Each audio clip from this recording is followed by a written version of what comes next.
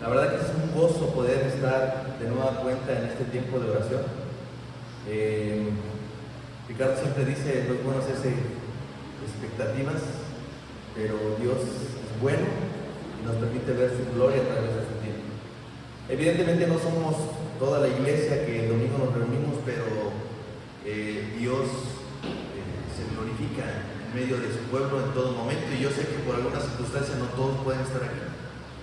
Será ocasional, pero de verdad, hermanos, atesoremos este tiempo, porque la iglesia debe de entender que está llamada a hacer cosas espirituales.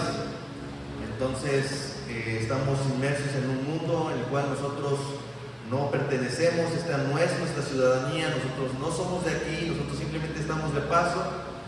Y me agrada una de las cosas que dice Pablo en la Escritura, cuando se está despidiendo de Timoteo, le dice él, echa mano de la eternidad, ¿sí?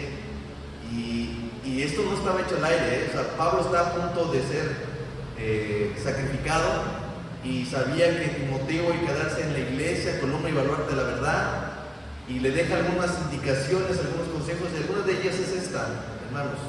Dice, echa mano de la eternidad, hermano. ¿Y tú sabes cómo echar mano de la eternidad? Sí, porque uno debe de pensar que el Señor nos ha rescatado, nos ha llamado ahora mismo para disfrutar algo que todavía está reservado en el futuro. Sí, es cierto, la Escritura nos dice constantemente de algo que está reservado, una esperanza viva, dice Pedro, que está reservada en el cielo.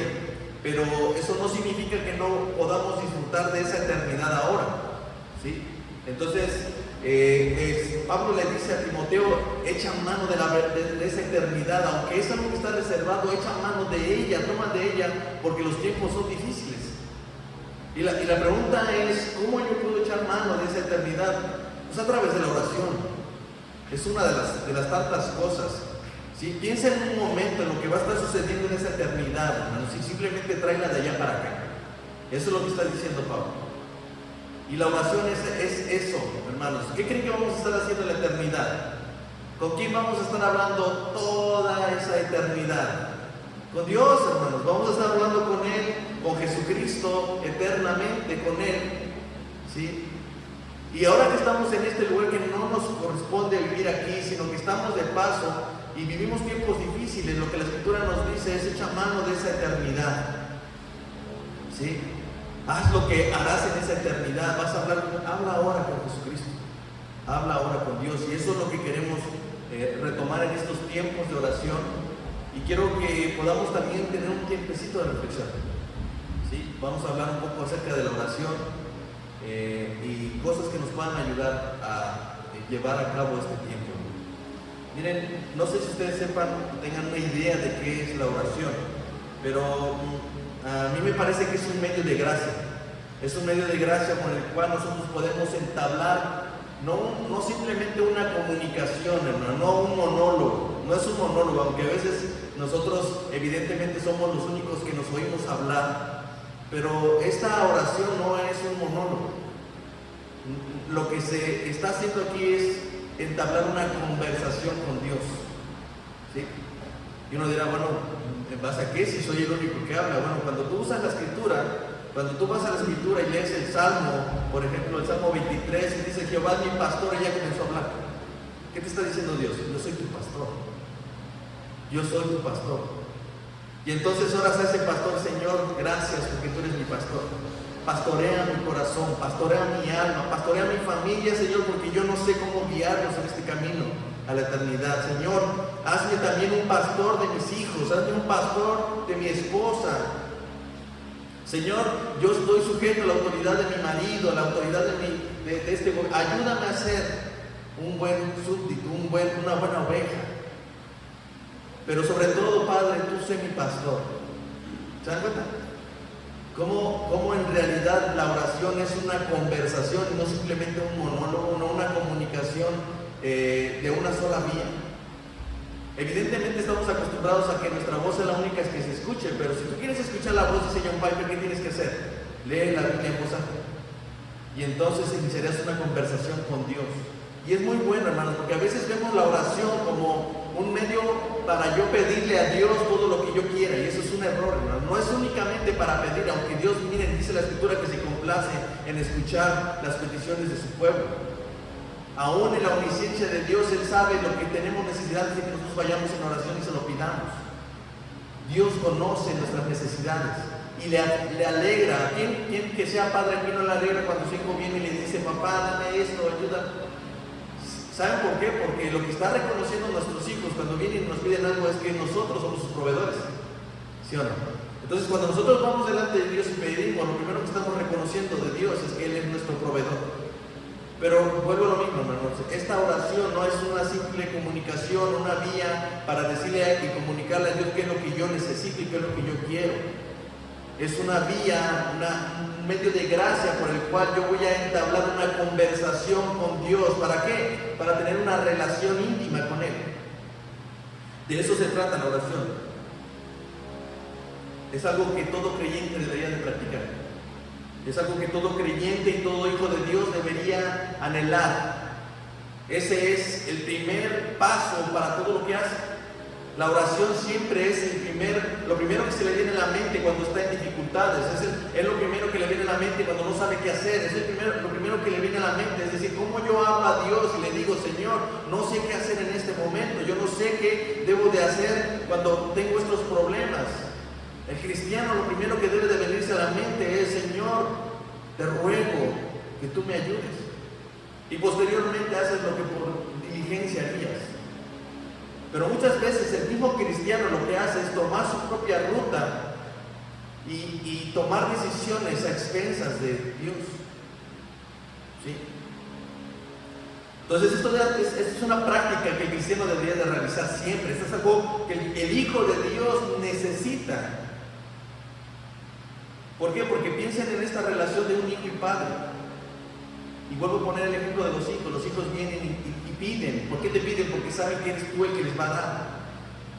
Nuestros hijos se despiertan a veces hasta a las 6 de la mañana a pedir leche. Y no se levantan diciéndole por ejemplo, a mi hija mayor, le dice, oye, Caro, sírveme leche. No, van con nosotros. Y nos dicen, quiero leche. No buscan en otro lado, no van a tocar la puerta del vecino, no van a buscar al hermano mayor, no hablen ni siquiera ellos el refrigerador solitos. ¿Se dan cuenta por qué la Escritura nos dice que debemos ser como niños? Porque un niño siempre va a depender de su padre. Cuando nosotros oramos, lo que estamos diciéndole a Dios, yo dependo de ti, yo necesito de ti, yo quiero que tú seas mi padre, yo quiero ser tu hijo. Entonces, el asunto está en que nosotros como cristianos deberíamos ejercer esta disciplina, pero no la estamos ejerciendo. Incluso hay muchos que aunque la ejercen mal. ¿Por qué? Porque, como dice Santiago, piden y no reciben porque piden mal. ¿Y por qué piden mal? Porque piden para sus propios deleites. Y la razón por la que piden para sus propios deleites es que piensan que la oración es ese medio por el cual yo voy a obtener mis necesidades. Mis hijos no solamente me piden leche, también me piden abrazos, también me piden palabras, también me piden cariño. Nosotros cuando buscamos a Dios no solamente le buscamos para que supla nuestras necesidades, lo buscamos porque tenemos una necesidad de su amor y de su cariño. Queremos tener una comunión con Él. Pero, ¿por qué la oración es tan difícil de llevar a cabo? ¿Por qué es tan tediosa? ¿Por qué el cristiano no quiere conversar con Dios? Porque la oración es una conversación con Dios. Bueno, muchas veces lo que yo hago es siempre al origen y tratar de ver qué es lo que está pasando. Y todo comienza en Génesis. De hecho, ustedes van a ver allí la primera oración o la primera conversación. Dice la Escritura en Génesis capítulo 3, ¿sí? Y es extraño que en qué connotación nos está hablando de esa conversación que tenía Dios con Adán y Eva. Dice capítulo 3, versículo 8, dice, oyeron la voz de Jehová Dios que se paseaba en el huerto al aire del día, y el hombre y su mujer se escondieron de la presencia de Jehová entre los árboles del huerto. Mas Jehová Dios llamó al hombre y le dijo, ¿dónde estás tú? Y él respondió, oí tu voz en el huerto y tuve miedo porque estaba desnudo y me escondí. Ustedes saben el contexto, ustedes saben lo que está sucediendo allí. Es el capítulo 3, es la caída, es cuando comieron del fruto que Dios les había dicho que no debían de comer. Ese es el día malvado, es el día que cambió toda la historia del mundo. Es a partir de ahí que el hombre tiene una dificultad para buscar a Dios. Es a partir de allí que el hombre ya no quiere buscar a Dios. Es a partir de allí que esa conversación ya no le es tan amigable, esa conversación no es tan bonita. El hombre, debido a su pecado, se esconde de Dios. Esa es la razón por la cual en principio para el hombre es difícil buscar a Dios en oración. No es una justificación, pero debemos tenerlo en mente. Debemos tenerlo en mente. Ustedes saben en el contexto, antes de la caída, la relación con Dios era perfecta. Es más, la relación entre Adán y Eva era perfecta. La relación entre Adán y Eva y la creación era perfecta. Había una buena comunicación. De hecho, cuando dice la Escritura que oyeron la voz de Jehová, que paseaba en el huerto al aire del día, nos debe llamar mucho la atención, porque vuelvo a repetir, esta frase expresa algo que era común, algo que era recurrente. Esto no es algo que sucedió ese día que pecaron. Esto era algo que Dios hacía constantemente con ellos. La única diferencia es que ese día Adán y Eva no estaban listos para conversar con Dios. No estaban listos para ello. Pero algo que debemos saber es que cuando dice que Dios paseaba en el huerto al aire del día, es en un momento particular. Es un momento que significa que es por la tarde, ya casi al anochecer, porque se cree que en el cercano oriente se sopla una brisa que es muy agradable para el hombre. Entonces yo creo que el escritor de Génesis estaba poniendo aquí algo muy importante.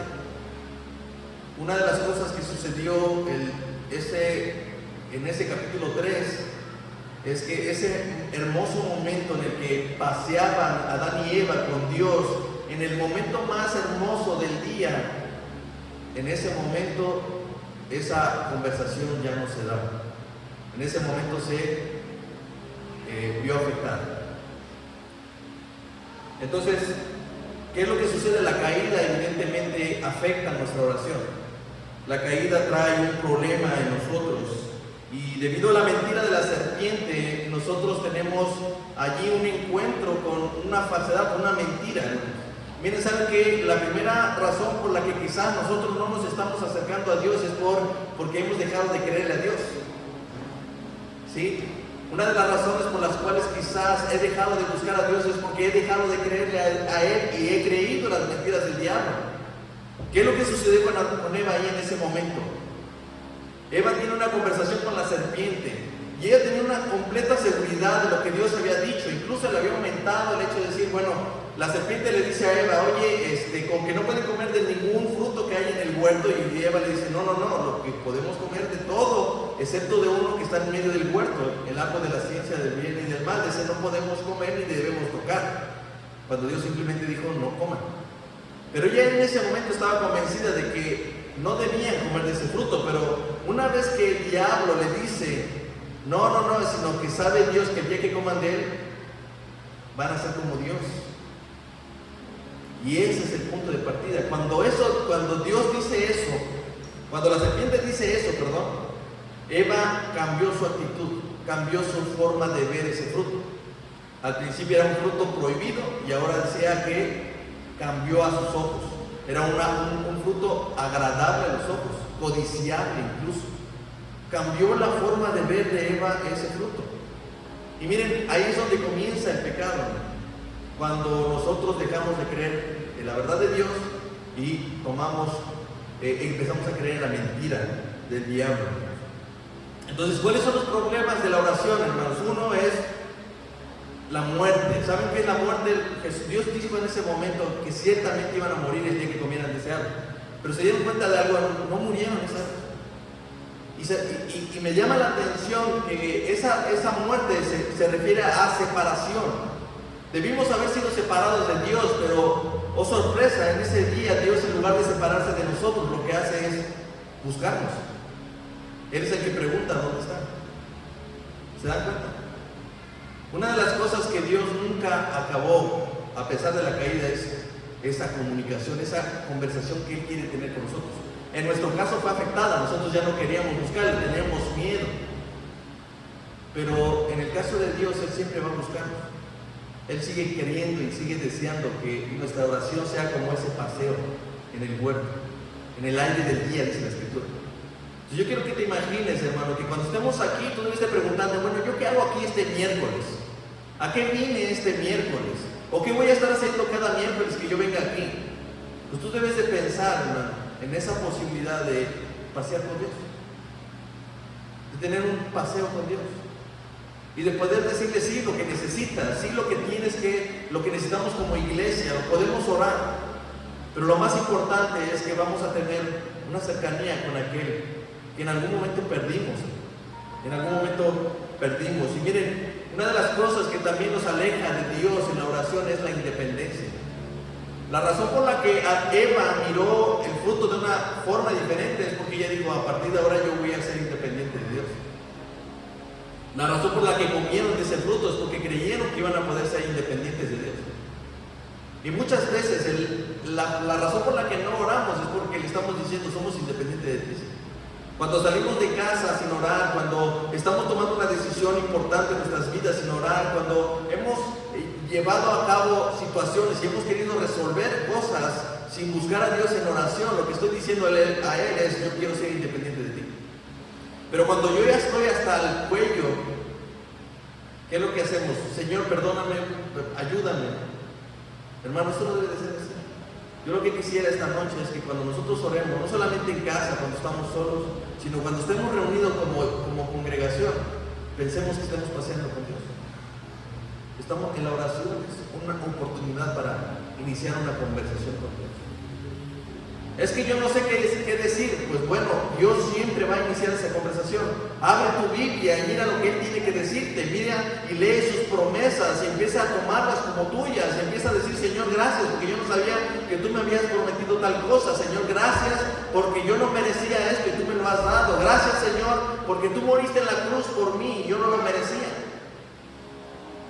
¿No sabes cómo iniciar una conversación con Dios? Bueno, abre tu Biblia entonces y mira lo que Dios tiene que decir. Hermanos, una de las cosas que nosotros necesitamos es entender que cuando Jesús viene a morir en la cruz, Él viene a restaurar lo que se había perdido. Entonces es imposible que podamos creer que Jesús viene a hacer una obra de restauración y Él viene a restaurar una comunión con Dios. Acuérdense, nosotros estamos enemistados con Dios, ¿sí? Pero Él viene a restaurar esa comunión con Dios. Entonces me hace imposible creer que ese Dios, que Jesús haya venido a hacer esta obra de restauración para que nosotros no querramos comunicarnos con Él. Él restauró tu comunicación con Él. Podemos entrar confiadamente al trono de la gracia gracias a lo que Jesús hizo. Entonces, ¿por qué no entramos confiadamente? No se nos ha prohibido ya poder entrar al trono de la gracia. Tenemos acceso gracias a Jesucristo. Entonces me hace imposible creer que un cristiano no pueda buscar en oración a Dios, porque entonces estaríamos diciendo que su muerte no fue efectiva para nosotros. Entonces hoy estamos aquí, hermanos, para orar a ese Dios con total agradecimiento y demos gracias a Él, porque gracias a la obra de Jesucristo nosotros podemos entrar confiadamente a su trono de gracia. ¿Sí? Miren, una de las cosas que nosotros debemos tener como iglesia es creer en la oración. ¿Sí? Muchas veces nosotros quizás hemos dejado de orar porque parece ser que Dios no responde. Parece ser que Dios no escucha nuestras oraciones y no está atendiendo nuestras necesidades. Pero en realidad Dios está siempre pendiente de nosotros. Oremos con fe. Estamos aquí, hermanos, no porque se nos obligó, yo no sé si alguien vino obligadamente, pero estamos aquí porque creemos que Dios es poderoso.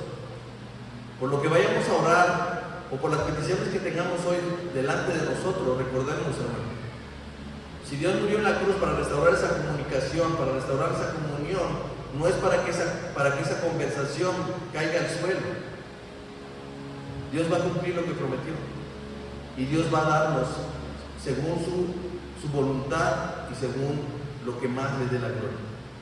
Entonces, hermanos, pensemos la oración es como pasear con Dios, y cuando no sepamos cómo iniciar una conversación con Dios, abramos su palabra y veamos qué es lo que Él nos dice en principio y demos gracias y pidamos a Dios con plena confianza con esperanza de que Él nos oye.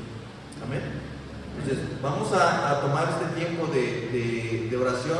Viene una de las cosas que debemos ir tomando con regularidad, es esta parte de poder compartir nuestras necesidades, ¿sí? En el grupo de membresía, en el WhatsApp de la iglesia, pueden enviar sus necesidades, sus peticiones de oración, ¿sí? No importa si son de familiares, principalmente siempre vamos a estar orando por la iglesia y por los ministerios de la iglesia y todo lo que se nos presente, pero les invitamos a que si tienen alguna necesidad de oración nos la compartan, ¿sí? La Escritura dice que debemos orar unos por otros, así que no tengan vergüenza de poder decir: Señor o hermano, ¿sabes qué? Estoy en dificultades, en esto no sé qué hacer, quisiera que oraran por mí. Pablo rogaba para que oraran por él.